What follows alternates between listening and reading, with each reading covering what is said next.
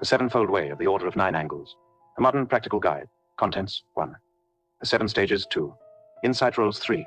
Grade Rituals IV. The Septenary System 5. Self-Initiation 6. The Runwytha Option 7. An 09. A Occult Rite. Introduction.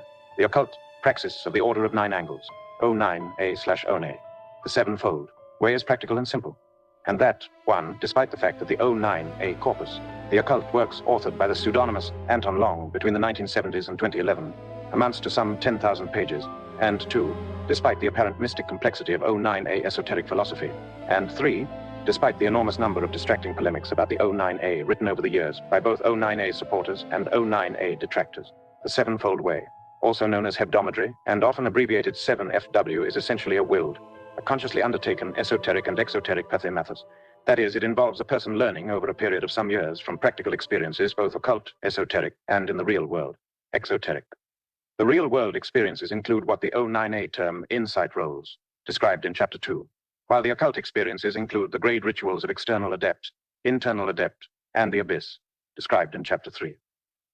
What it is important to understand from the outset are the 5 fundamental principles of the 7FW, which are 1. That the 7FW is an individual undertaking and individual quest, or anados/1, and one which often takes a decade or more to complete. That is, success or failure is down to the individual, down to their determination, their self-honesty, their willingness to undertake certain experiences, and their ability to learn from their failures, their mistakes, and from their triumphs. 2. That both esoteric philosophy, 09A or otherwise, and everything written about the 09A by either Anton Long or by others, are irrelevant in comparison to what the individual learns and discovers for themselves by following the 7FW. 3, that the 7FW is not an occult right-hand path, nor an occult left-hand path, nor even Satanist, but rather a means for the individual to develop their own unique Weltanschauung, and one which enables them to transcend such labels and categories. 4, that the 7FW is only one, fairly recent, occult tradition and praxis among thousands, ancient and modern, and does not make any claims about being superior to, or better than, or more ancient than any other occult tradition and praxis, stating only that it has been proved over decades to work for some. 5, that the goal is the discovery by the individual of what anciently was termed lapis philosophicus, that is, wisdom, which implies not only the standard dictionary definition of wisdom, a balanced personal judgment, having discernment, but also the ancient sense of A, having certain knowledge of a pagan, occult kind to do with living beings, human nature, and B, an understanding of ourselves, of our relation to the world, to nature, and to the cosmos beyond. In addition, nothing about the 7FW is dogmatic or fixed.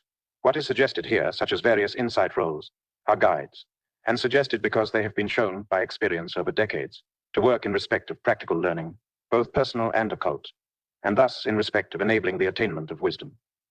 The individual is free to modify and/or evolve such suggestions as have been made. This deliberately concise work, based on over a decade of experience and lengthy discussions with an extant magus, is an account of the essentials of the 7FW, and thus presents the 7FW in a practical and uncomplicated manner, as a modern system of occult training, which anyone possessed of the necessary personal character can undertake.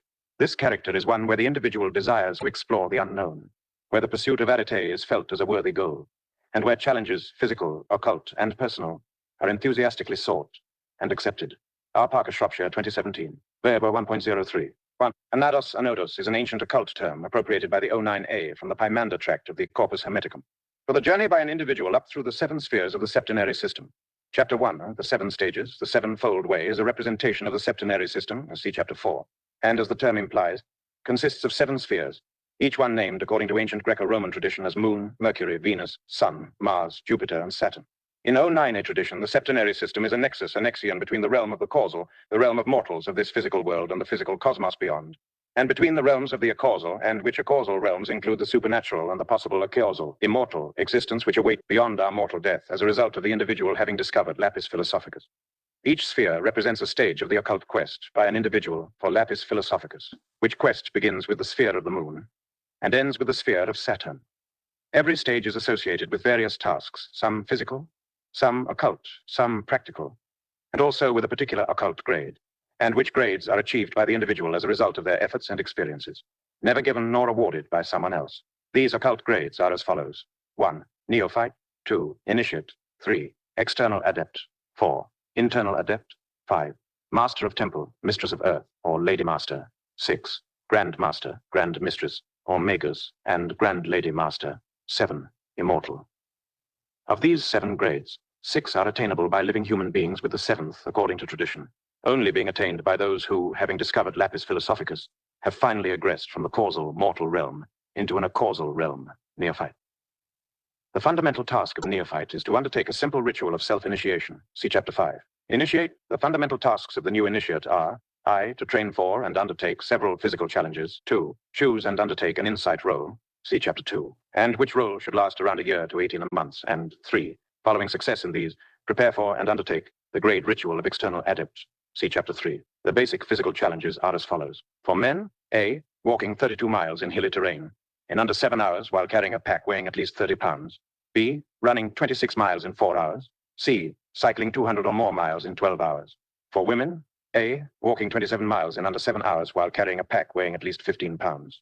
B, running 26 miles in 4.5 hours. C, cycling 170 miles in 12 hours. Those who, before beginning their quest along the 7FW, have already reached such standards should set themselves greater physical challenges and achieve them. External adept. The fundamental tasks of the external adept are: I, organize and recruit at least 4 members for and keep active for at least 6 months. Your own covert occult group, and which occult group can be depending on your preference. A Satanist one using as a guide or as a template for rituals of your own devising. The 09, a black book of Satan. Or B, a left-hand path, one using as a guide or as a template for rituals of your own devising. 09, a ritual such as the version of the Rite of the 9 Angles given on Chapter 7. Or C, based on the 09, a Runwitha tradition. See Chapter 6. 2, choose and undertake another insight role. 3, prepare for and undertake either the 3-month or the 6-month grade ritual of internal adept. See Chapter 3. Internal adept. The fundamental task of the internal adept is to strive to fulfill, over a period of several years, that personal destiny based on the understanding of their own character and abilities which the grade ritual of internal adept should have revealed to them. This destiny is unique to every internal adept. For instance, for one person it might be developing and utilizing artistic musical talent or becoming an artisan. For another, it might be achieving some very demanding physical goals. For another, it might be traveling to and living in, working in another part of the world. For another, it might be pursuing a particular professional career or engaging in a particular type of work. For another, it might be having and raising a family. For another, it might be organizing, recruiting for, and guiding the members of their own 09A Nexium. For some others, it might be some combination of one or more of the above, and so on.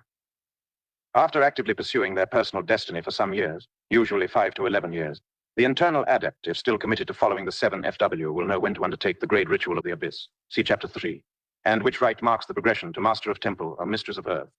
Beyond the abyss, the fundamental tasks of a Master of Temple or Mistress of Earth are: I, to successfully and personally guide at least one individual along the 7FW past internal adept and toward undertaking the great ritual of the abyss. And 2, to creatively and or via practical means add to the sum total of human knowledge and experience by invention or discovery, or by scholarly learning, or by personal achievement in a particular field of endeavor, or profession, or way of life.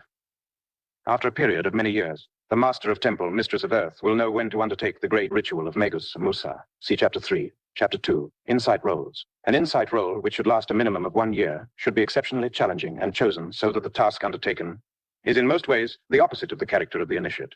The initiate is expected to be honest in assessing their own character, as they are expected to find a suitable insight role for themselves, with this assessment and this finding being esoterically worthwhile tasks in themselves. If the role requires meeting certain physical and or intellectual standards, then the initiate must train to achieve those standards. Similarly, if the role requires admission to a certain profession or established institution, then the initiate must convince those in charge of such admission of their sincerity and suitability. Another aspect of insight roles is that the individual initiate undertaking them is forbidden from telling anyone, however close a friend, why they are doing what they are doing. The initiate must appear committed to the chosen task, as they must live and identify with the role they have chosen to such an extent that those around them believe they are genuinely committed to whatever task or profession or way of life they have chosen. Some suggested insight roles are: join or form, and become an active part of a covert insurrectionary, or an open political organization of the so-called extreme left, or of an anarchist nature whose avowed aim is to undermine/overthrow/replace, by revolutionary or by political means, the current Western status quo, join the police or one of the armed forces, and live the active life that such a profession entails. Join a well-established and traditional religious order, either Christian or Buddhist, and live the life of a monk, nun. Convert to Islam, either Sunni or Shia, and live the life of a devout Muslim, with one aim being to undertake Hajj. Embark on a solo cycling expedition from Patagonia to Alaska. Join or form a national socialist political group or organization and actively aid that organization, and especially aid and propagate historical revisionism. Chapter 3. Grade Rituals. External Adept. find an isolated hill or a desert area miles from any human habitation, which affords an unobstructed nighttime view of the stars, and on the night of the new moon, just after sunset, and with a clear sky, lie on the ground. The task is to lie still until sunrise, without moving or falling asleep. Afterwards, write an honest account of what was felt and thought during those nighttime hours. Since the task is to lie still without moving or falling asleep, and failure is moving and/or falling asleep. Internal adept. The rite exists in two forms, one lasting 3 months, the other 6 months, and it is up to the candidate to decide which one they will undertake, and whether or not they, will build their own shelter and procure their own food by fishing, hunting, and gathering, or 2, take a tent and sleeping bag, and purchase on a monthly basis such food supplies as may be needed from a locality situated at a suitable walking distance, c.10 miles. Whatever length of stay or means of shelter and food is chosen, the candidate can only take what they can carry on their own back. The task is to live alone in an isolated wilderness area for the specified period with no contact with the outside world, except the little necessary if monthly supplies of food have to be bought, and without any modern conveniences, save for a tent and sleeping bag if required, with no means of measuring time, such as by a clock or watch, using only candles for nighttime illumination, and having no communication devices, such as a mobile telephone, and no means of reproducing music or any other form of entertainment.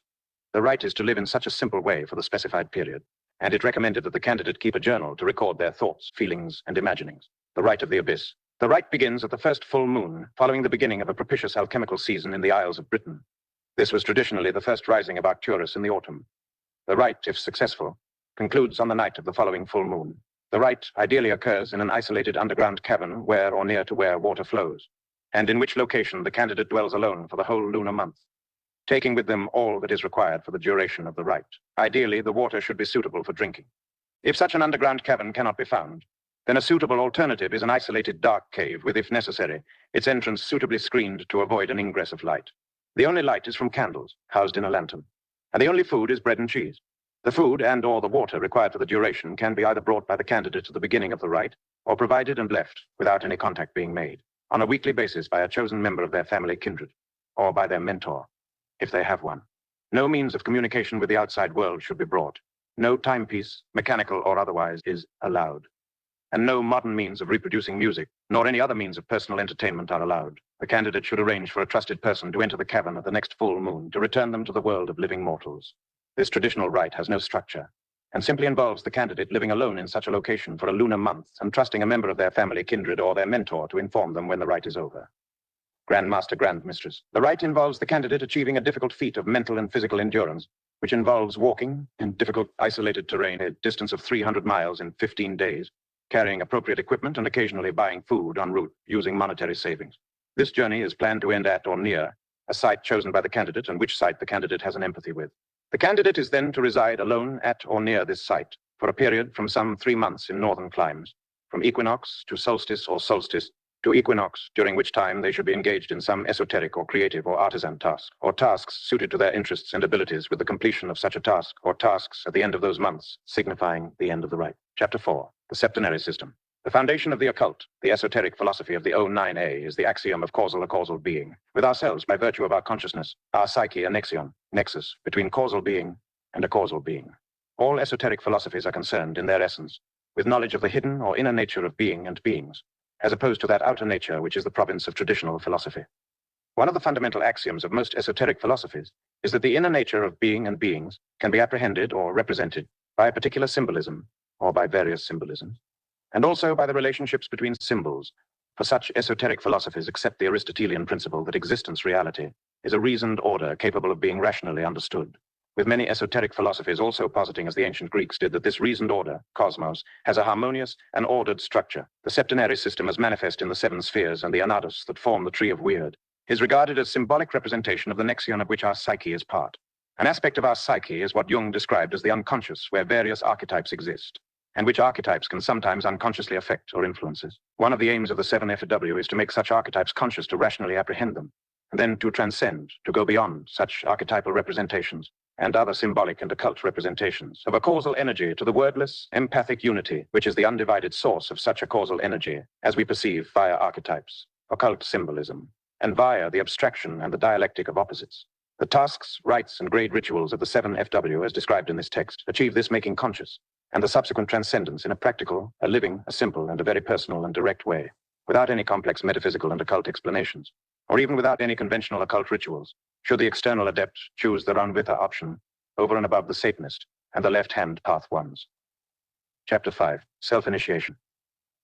The initiation can take place at any time and anywhere, indoors or out, and no special preparation is necessary or required, although if desired and practical, it can be undertaken in a darkened area with subdued lighting, the source of which is not important, and with the ONA sigil, if possible colored purple on a black background, in a prominent position and drawn or reproduced on some material or on a banner. For the initiation, you will require a small piece of white paper, the actual size and type of paper are not important, a sharp knife of the hunting or survival kind, and if possible a sheath for the knife, plus a small receptacle or container suitable for burning the paper in. You then say, I am here to seal my fate with blood. I accept there is no law, no authority, no justice except my own, and that culling is a necessary act of life. I believe in one guide, Pathia Mathos, and in my right to live by the code of kindred honor. You then make a small cut on your left thumb with a knife and allow several drops of your blood to fall onto the paper. You then place the paper into the small container and set it alight. As it burns, you then say, I swear on my kindred honor that from this day forth I will never surrender, will die fighting rather than submit to anyone, and will always uphold the code of kindred honor. You then place the knife in the sheath, if a sheath is available, conceal or otherwise carry the knife on you, and forever, after keep the knife with you, as a sign of your kindred honor and your pledge of initiation. The initiation is then complete. Code of kindred honor. Those who are not our kindred brothers or sisters are mundanes. Those who are our brothers and sisters live by and are prepared to die by our unique code of honor. Our kindred honor means we are fiercely loyal to only our own niner kind. Our kindred honor means we are wary of and do not trust and often despise all those who are not like us, especially mundanes. Our duty as individuals who live by the code of kindred honor is to be ready, willing, and able to defend ourselves in any situation, and to be prepared to use lethal force to so defend ourselves. Our duty as individuals who live by the code of kindred honor is to be loyal to and to defend our own kind, to do our duty even unto death to those of our brothers and sisters to whom we have sworn a personal oath of loyalty. Our obligation as individuals who live by the code of kindred honor is to seek revenge, if necessary, unto death, against anyone who acts dishonorably towards us, or who acts dishonorably toward those to whom we have sworn a personal oath of loyalty. Our obligation as individuals who live by the code of kindred honor is to never willingly submit to any mundane, to die fighting rather than surrender to them, to die rather, if necessary by our own hand, than allow ourselves to be dishonorably humiliated by them. Our obligation as individuals who live by the code of kindred honor is to never trust any oath or any pledge of loyalty given, or any promise made by any mundane, and to be wary and suspicious of them at all times. Our duty as individuals who live by the code of kindred honor is to settle our serious disputes among ourselves by either trial by combat or by a duel involving deadly weapons, and to challenge to a duel anyone mundane or one of our own kind who impugns our kindred honor or who makes mundane accusations against us. Our duty as individuals who live by the code of kindred honor is to settle our non-serious disputes among ourselves by having a man or woman from among us, a brother or sister who is highly esteemed because of their honorable deeds, arbitrate and decide the matter for us, and to accept without question, and to abide by their decision because of the respect we have accorded them as arbitrator. Our duty as kindred individuals who live by the code of kindred honor is to always keep our word to our own kind, once we have given our word on our kindred honor. For to break one's word among our own kind is a cowardly, a mundane act. Our duty as individuals who live by the code of kindred honor is to act with kindred honor in all our dealings with our own kindred kind. Our obligation as individuals who live by the code of kindred honor is to marry only those from our own kind who thus, like us, live by our code and are prepared to die to save their kindred honor and that of their brothers and sisters. Our duty as individuals who live by the code of kindred honor means that an oath of kindred loyalty or allegiance, once sworn by a man or woman of kindred honor, I swear on my kindred honor that I shall, can only be ended either, by the man or woman of kindred honor, formally asking the person to whom the oath was sworn to release them from that oath, and that person agreeing so to release them, or two, by the death of the person to whom the oath was sworn. Anything else is unworthy of us and the act of a mundane. Chapter 6. The Runwitha option. The 09, a Runwitha tradition, derived from and an evolution of the medieval Cumlad oral tradition, germane to the Welsh marches, was and is one centered on certain personal abilities, certain skills, and is distinct from all other occult traditions in many ways. For instance, there are no named deities or divinities or spirits. No gods, no goddess, no demons, not even any dark gods. There are no spells or conjurations or spoken charms or curses, no secret scripts and no secret teachings. Indeed, no teachings at all. 3. There are no secret books or manuscripts. Indeed, there are no writings. 4. There are no ritual or occult or Wiccan or Satanist elements at all. 3. There is no calendar as calendars are usually understood, and thus no set dates, times for festivities or commemorations. 5. There are, beyond the oath of initiation, no oaths made, no pledges written or said. 10. There is no organization, no dogma, no codification of beliefs, no leaders, no hierarchy. 4 other distinctive features of this way are perhaps worthy of note. Alpha, that there is no interest in, no concern with, matters beyond one's family, one's local area of dwelling, and beyond such problems of one's neighbors that they personally bring to one's attention because they may require some help or assistance. Beta, that it is and should be rooted in and nourished by your specific rural area and most certainly cannot be lived in any urban area. Gamma, that men are the exception, women the rule. And Delta, that there is no conformity to conventional social moral roles, but rather certain accepted ways of doing things, such as those that arise from the code of kindred honor. Chapter 7, an 09er Occult Rite. The rite may be undertaken in northern climes on or near to either the autumnal equinox for the Derby Nexion, or the winter solstice for Algol Nexion, or for any including southern and equatorial climes, when Jupiter and Saturn are both near the moon, which is becoming new, the causal hour being before dawn. For Derby, the most propitious, effective causal time is when Venus sets after the sun, and the moon itself occults Derby or is near to it. The rite should be performed in an underground cavern, if possible, where water flows, or near to where water flows, and involves a priest and a priestess, as well as at least one cantor trained in monophonic chant, together with a congregation of male and female, or all female, depending on the orientation of the participants. A large crystal tetrahedron made of pure quartz is required. The larger, the more effective the rite. Each member of the congregation should also have with them small crystal tetrahedrons, which they hold in their hands during the rite. And each member of the congregation should also be trained in how to perform monophonic chant. The rite can also be performed in a suitably sized crypt with good acoustics. Whatever the venue chosen and a natural cavern is best, the only light should be from candles. The large crystal should be placed on a preferably oak stand with a sheet of mica between it and the wood. The priest, priestess, and cantors stand near the crystal, while the congregation, of at least 6, form an ellipse around them.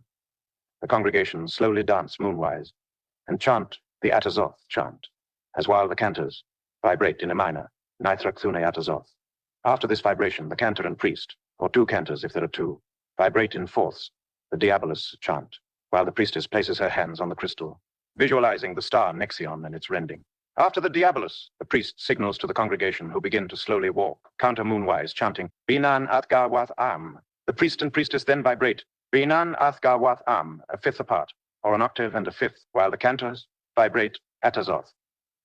If 2 cantors are present, this Atazoth vibration begins in parallel. The next Atazoth is a fifth apart, as is the third. After this, they then chant in fifths the Atazoth chant according to tradition. While the cantors continue chanting, the priest and priestess use their empathy to causal energies toward the crystal. If only 1 cantor is present, the Atazoth vibration is continued 9 times, and then the Atazoth chant undertaken by the cantor and the priest in fifths.